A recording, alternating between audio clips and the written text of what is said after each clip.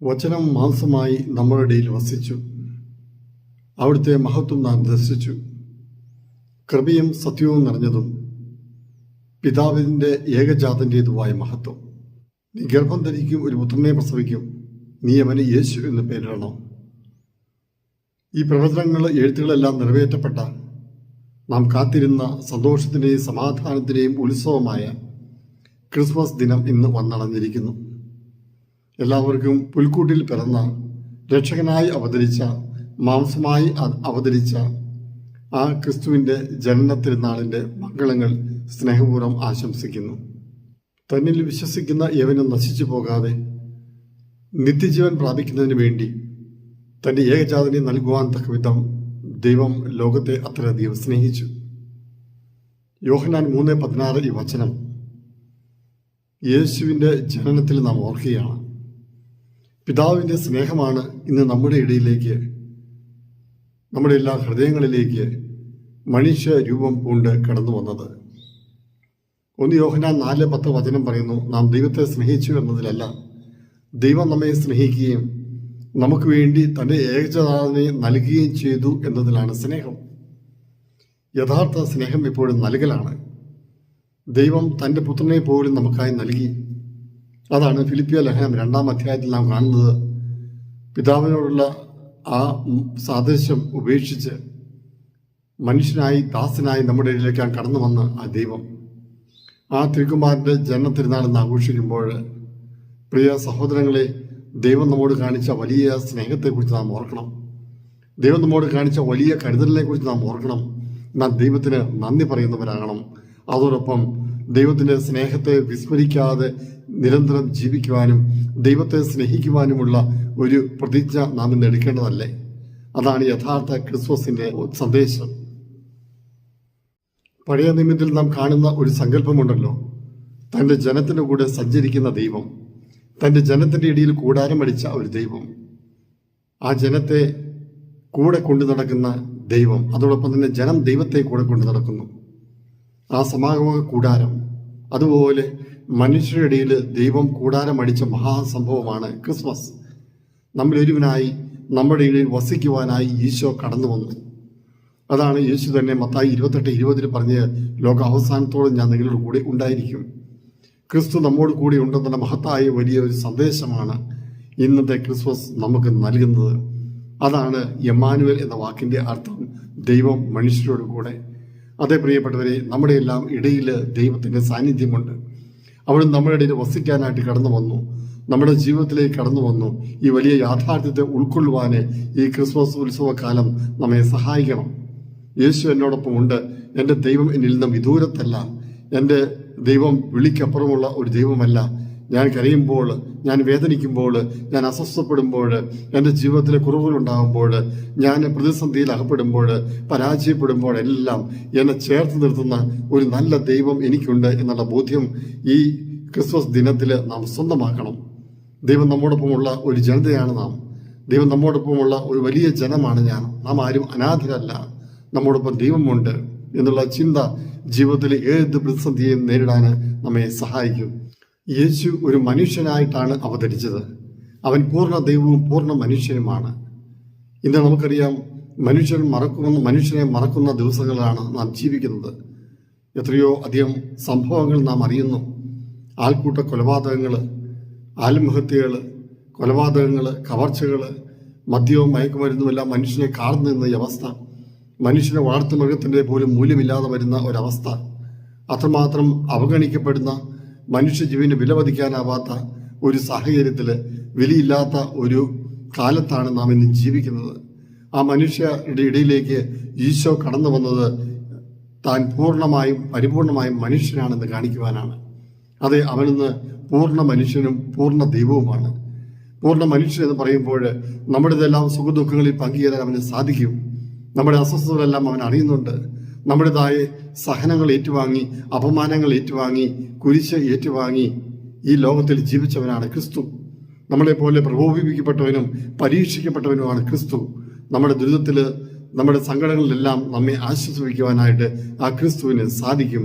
അതുകൊണ്ട് നമുക്ക് പ്രിയപ്പെട്ടവരെ, നാം മറ്റുള്ളവരിലെ ക്രിസ്തുവിനെ കാണുവാൻ നമുക്ക് സാധിക്കണം. മനുഷ്യനെ സ്നേഹിക്കുക എന്ന് പറഞ്ഞാൽ ക്രിസ്തുവിനെ സ്നേഹിക്കുകയാണ്. കാരണം അവൻ ക്രിസ്തുവിന്റെ പ്രതിരൂപമാണ്. അതാണ് യേശു മനുഷ്യനായി അവതരിച്ചത്. അതുകൊണ്ട് മനുഷ്യരെ ധിക്കരിക്കുവാനോ അപമാനിക്കുവാനോ, അവൻ എങ്ങനെയുള്ള ആളുകളായിക്കൊള്ളട്ടെ, അവരെ തിരസ്കരിക്കുവാനോ, അവരുടെ നേരെ വിരൽ ചൂണ്ടുവാനോ, അവരെ വിധിക്കുവാനോ, കുറ്റപ്പെടുത്തുവാനോ, നശിപ്പിക്കുവാനോ നമുക്ക് അവകാശമില്ല. മനുഷ്യ ജീവനെ നാം വിലമതിക്കണമെന്ന വലിയൊരു സന്ദേശമുണ്ട്. അവൻ പൂർണ്ണ ദൈവമാണ് എന്ന് പറയുമ്പോൾ നാം ഓർക്കുക, അവന് അസാധ്യമായിട്ട് ഒന്നുമില്ല. നമുക്ക് മനുഷ്യർക്ക് പരിമിതികളുണ്ട്, എന്നാൽ ദൈവത്തിന് അസാധ്യമായിട്ട് ഒന്നുമില്ല. അവന് എല്ലാം ചെയ്യാൻ സാധിക്കും. എൻ്റെ ജീവിതത്തിലെ പ്രതിസന്ധിയിൽ അവന് ഇടപെടാൻ സാധിക്കും. എനിക്ക് അസാധ്യമെന്ന കാര്യങ്ങൾ തോന്നുന്ന കാര്യങ്ങൾ സാധ്യമെന്ന് അവന് ചെയ്തു തരുവാൻ സാധിക്കും. സാധ്യമാക്കി തരുവാന് ദൈവത്തിന് സാധിക്കും. ഈ വലിയ ചിന്ത ഇന്നത്തെ ദിവസം നമുക്ക് സ്വന്തമാക്കണം പ്രിയപ്പെട്ടവരെ. യേശയ്യാ പ്രവചനം 55:8-9 വചനം പറയുന്നുണ്ടല്ലോ, എൻ്റെ വഴികൾ, എൻ്റെ ചിന്തകൾ നിങ്ങൾ ചിന്തത് പോലുമല്ല, എൻ്റെ വഴികൾ നിങ്ങളുടേത് പോലെയല്ല. ആകാശം ഭൂമിയേക്കാൾ എത്രയോ ഉയർന്നു നിൽക്കുന്നു, അതുപോലെ എൻ്റെ വഴികളും എൻ്റെ ചിന്തകളും നിങ്ങളിൽ നിന്ന് ഉന്നതമത്രേ. അതെ പ്രിയപ്പെട്ടവരെ, ദൈവത്തിന്റെ വഴികളിലൂടെ നടക്കുവാൻ നമുക്ക് പരിശ്രമിക്കാം. അവൻ മനുഷ്യന് ദൈവമാണ്. അവൻ നമ്മോടൊപ്പം വസിക്കുന്നു. നമുക്ക് മനുഷ്യ ജീവനെ ബഹുമാനിക്കണം. നമ്മുടെ ജീവിതത്തെ എല്ലാം വിലമതിക്കണം. ഈ ജീവിതത്തെ നശിപ്പിക്കുവാനുള്ളതല്ല. നമ്മുടെ തോന്നിയാസങ്ങൾക്കനുസരിച്ച് ജീവിച്ച്, ഇഷ്ടാനിഷ്ടങ്ങൾക്കനുസരിച്ച് ജീവിച്ച് ഈ ജീവിതത്തെ നശിപ്പിക്കാതെ ദൈവമക്കളെ പോലെ ജീവിക്കുവാനും ക്രിസ്തുവിന്റെ കാണപ്പെട്ട അടയാളങ്ങളായി, പ്രതിരൂപങ്ങളായി ഈ ലോകത്തിൽ ജീവിക്കുവാനും അവന്റെ കരുണയും സ്നേഹവും വാത്സല്യവും എല്ലാം മറ്റുള്ളവരിലേക്ക് ഒഴുക്കുവാനും നമ്മുടെ ജീവിതത്തിലൂടെ നമുക്ക് സാധിക്കണം. അതായത് ക്രിസ്തു കാണിച്ചു തന്ന ആ ജീവിതശൈലി സ്വന്തമാക്കി അവന്റെ വചനമനുസരിച്ച്, അവന്റെ കൽപ്പനകൾ പാലിച്ച് ഒരു ശുശ്രൂഷയുടെ ജീവിതം, ഒരു സമർപ്പണത്തിന്റെ ജീവിതം, ഒരു എളിമയുടെ ജീവിതം, ഒരു സേവനത്തിന്റെ ജീവിതം നമുക്ക് നയിക്കാൻ സാധിച്ചാൽ പ്രിയപ്പെട്ടവരെ, ക്രിസ്തു നമ്മളിൽ ജീവിക്കും. നമ്മളിലൂടെ ഇന്ന് ലോകത്ത് ജീവിക്കും. അന്ധകാരത്തിന്റെ നിഴലിൽ വസിച്ചവർക്ക് വേണ്ടി ഉദയം ചെയ്ത പ്രകാശമാണ് ക്രിസ്തു. അതാണ് യേശു ലോകത്തിന്റെ പ്രകാശം എന്ന് പറയുന്നത്. ലോകത്തിലേക്ക് പ്രകാശമായിട്ടാണ് ക്രിസ്തു കടന്നു വന്നത്. അന്ധകാരം, വെറുപ്പ്, വിദ്വേഷം, വൈരാഗ്യം, നിരാശ, ഉത്കണ്ഠ, ആകുലത, പാപാവസ്ഥ, തിന്മകള്, അകൃത്യങ്ങള്, ഇവയുടെ എല്ലാം പ്രതീകമെങ്കിൽ അതിനെല്ലാം നശിപ്പിക്കുവാനായിട്ട് പ്രകാശമായിട്ട് ഈശോ കടന്നു വരികയാണ്. ഇന്ന് നമ്മുടെ എല്ലാം ജീവിതത്തിൽ നമുക്ക് കാണുവാൻ സാധിക്കും. മനുഷ്യൻ, ഒത്തിരി അധികം ആളുകൾ അന്ധകാരത്തിൽ ജീവിക്കുന്ന സമയമാണ്. ആഡംബര ഭ്രമം, ധനമോഹം, ജഡിയാസക്തി, ലോകത്തിൻ്റെതായ ദുർമോഹങ്ങള്, ആസക്തികള്, ലോകത്തിൻ്റെതായ സന്തോഷങ്ങള്, ഇവയെല്ലാം സ്വന്തമാക്കുവാനുമായിട്ടും ആഗ്രഹിച്ച് അവരിനെ കാണാൻ കഴിയാതെ അന്ധമായി കഴിയുന്ന ജീവിതങ്ങള്, അവരുടെ ഹൃദയത്തിൽ ഇടം കൊടുക്കാൻ കഴിയാതെ കുട്ടിയടയ്ക്കപ്പെട്ട ഹൃദയങ്ങൾ, ആ ഹൃദയത്തിലെല്ലാം അന്ധകാരമാണ്. ആ അന്ധകാരമുള്ള ഹൃദയത്തിലേക്ക്, ആ മനസ്സിലേക്കാണ് യേശു പ്രകാശമായി ഇന്ന് വന്ന് പിറന്നത്. ആ പ്രകാശത്തെ നമുക്ക് സ്വീകരിക്കാം. അവിടെ സത്യമുണ്ട്. ആ പ്രകാശത്തിൽ നാം സ്വീകരിക്കുമ്പോൾ അവിടെ നന്മയുണ്ട്, ദയയുണ്ട്, കരുണയുണ്ട്, വാത്സല്യമുണ്ട്, അനുകമ്പയുണ്ട്, ക്ഷമയുണ്ട്. മറ്റുള്ളവരെ മനസ്സിലാക്കുവാനും മറ്റുള്ളവരെ കരുതുവാനുമുള്ള ഒരു മനസ്സ് നമുക്കുണ്ട്.